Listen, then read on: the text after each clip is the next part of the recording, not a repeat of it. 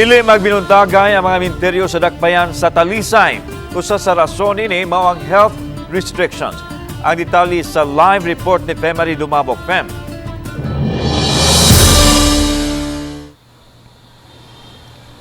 Yaslan, ganihang buntag gihimo ang final rounds inspection sa mga private o pampublikong sementeryo sa dakbayan sa Talisay. Gihimo kini sa PNP, BFP, City Toda o sa City Disaster Team.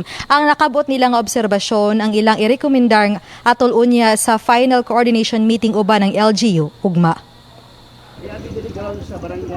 Unang gisubay sa mga otoridad ang mga daan padung sa sementeryo. Kini aron masayran asa magsugod ang pagpasira sa daan gikan sa mga sakyanan ug ang himuong rerouting nunot sa pagdagsa unya sa mga mangduaway.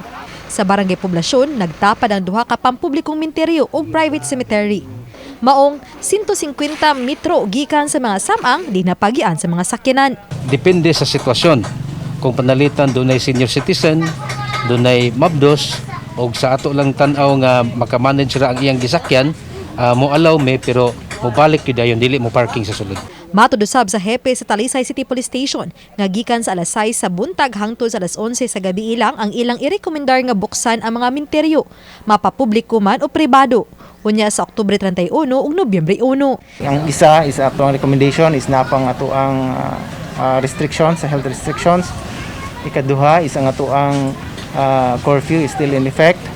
Ang ikatulo is ang ato ang nasabutan sa atong manpower sa atong mga personnel. Part sa plan nato, ma'am, na atay mga almost 66 na sila, no, including na sa ato ang employee gid sa DRM, and fortunately na atay mga nahuman na natog training sa mga barangay. There are 9 barangays na nahuman natog training for first responders. Sila mo augment nato, na total na sila mga 42 na ang atong ipang deploy diri sa ato ang mga cemetery. Samtang tungod sa kahagipot sa daan, gihangyo sa City Toda ang mga barangay opisyal pag-regulate sa mga mamaligyaay, sudog gawa sa mga samang. Ang nakita nato nga problema, maglisod na paglihok ang ato mga tao unya risgo kayo para nila nga simba ko in case of emergency, permila silang mga sangit tungod sa mga structures.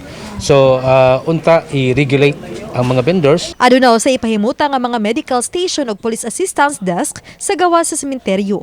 Samtang gawa sa pagsusi sa mga electrical connection, ani ay pahimangno ang kabomberuhan aron kalikayan ang sunog. Mas maayo limpyuhan ni ang kining mga labi ni mga basura nga naay mga kaning uga na kaayo ba kay highly combustible nam gyud ni siya nya, like if kini ang dagkot o basin maka-trigger o, pero during undas naman may personnel deployments, so we will be monitoring.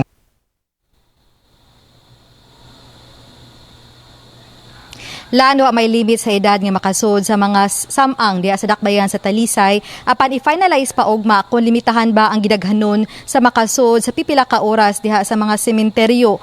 Ang magbase na niini ang desisyon ngadto kang Mayor Samsam Gulyas.